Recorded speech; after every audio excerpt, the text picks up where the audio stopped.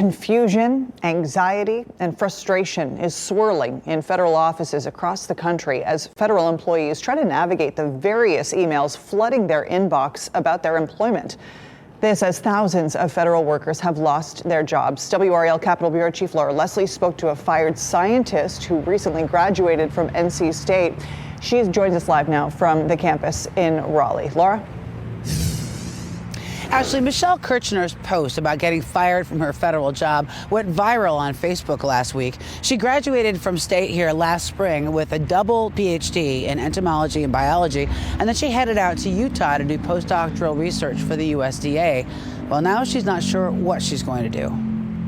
It was the kind of applied science job Michelle Kirchner was hoping to find, working out in the fields with alfalfa farmers on ways to improve their crop yields. Those alfalfa crops feed dairy cows. Cheaper food for them can help keep milk and cheese prices low. I have this very real world problem that affects real people every day, and I'm getting to work on a real life solution for them. Until she got fired Valentine's Day, less than 1 year into her 3-year grant-funded job. The termination letter said the decision was based on her performance. Kirchner said that's not true. I mean, I had only received very positive reviews from my supervisors. I had received a performance award over the summer for how well I had been doing. Kirchner was classified as probationary, but that doesn't mean you've done anything wrong in the federal system.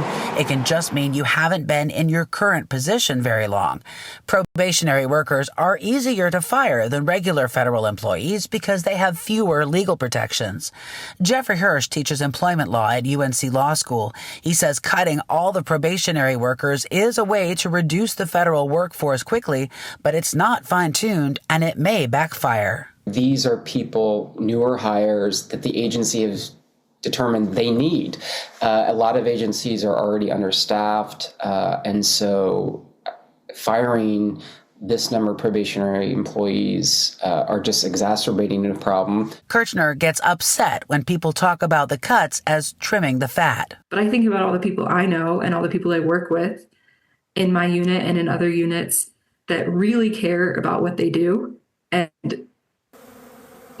and work really, really hard for less money than they would ever make in the private sector because they care.